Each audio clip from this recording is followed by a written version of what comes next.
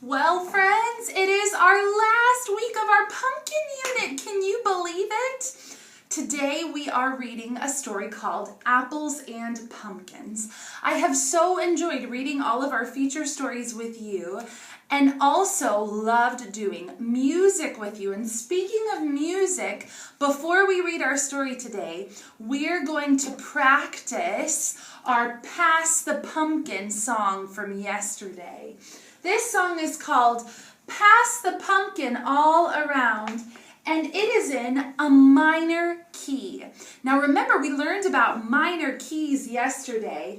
We said that songs in minor keys sound a little bit mysterious, and sometimes even a little spooky, or dreary, or even sad.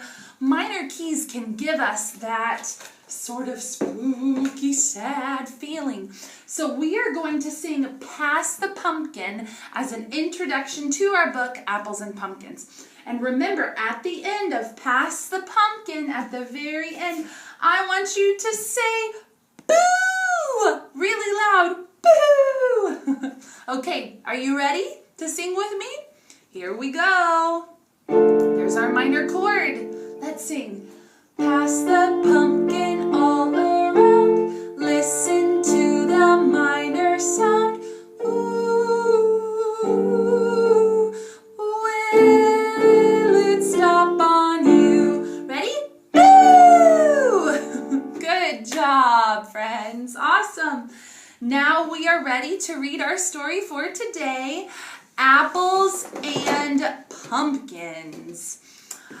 This book is written by Anne Rockwell, and it's illustrated by her daughter, Lizzie Rockwell. That's amazing. All right, let's read together.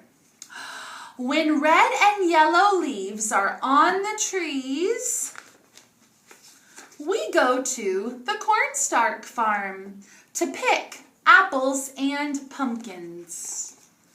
Mr. Cornstalk gives us a bushel basket to put our apples in. Oh, actually his name is Mr. Comstock. There we go. Geese and chickens and a big fat turkey walk with us on our way to the orchard where apples grow. My father picks apples. My mother does too.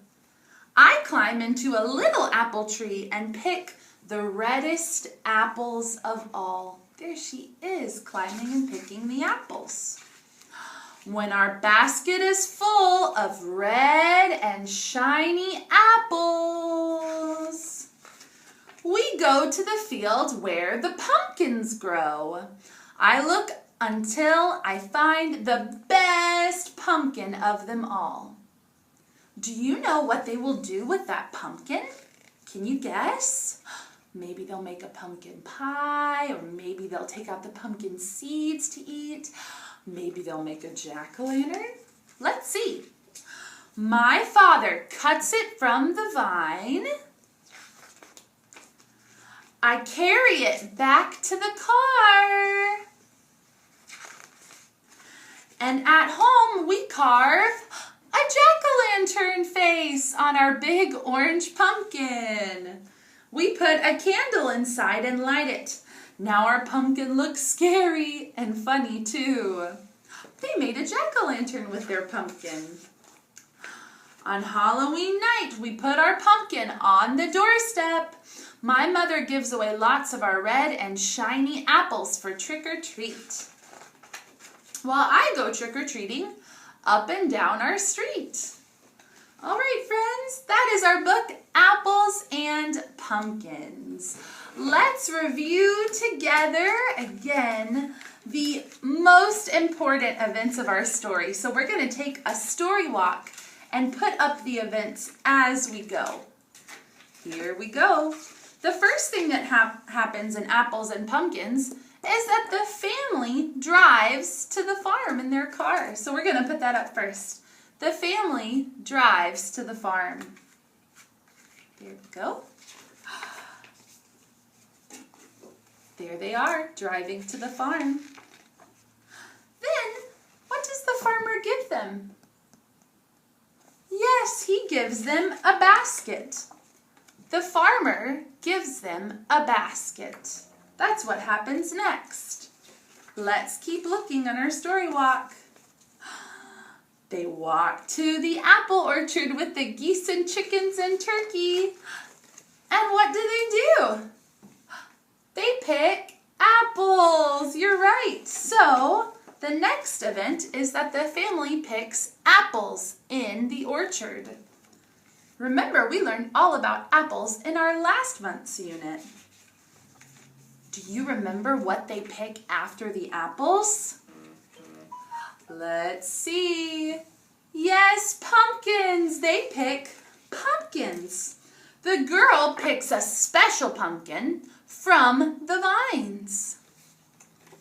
All right. Then do you remember what we learned about what they do with the pumpkin? What do they do with it? Oh, if you said make a jack-o'-lantern, you are right. They carve a jack-o'-lantern with the pumpkin. And do you remember what they do at the very end of the story? At the very end, they go trick-or-treating. That's right. Trick-or-treating is the last event in the story. Friends, thank you so much for singing and reading Apples and Pumpkins with me. We'll see you next time when we play a special game based on our story, Apples and Pumpkins. Bye-bye.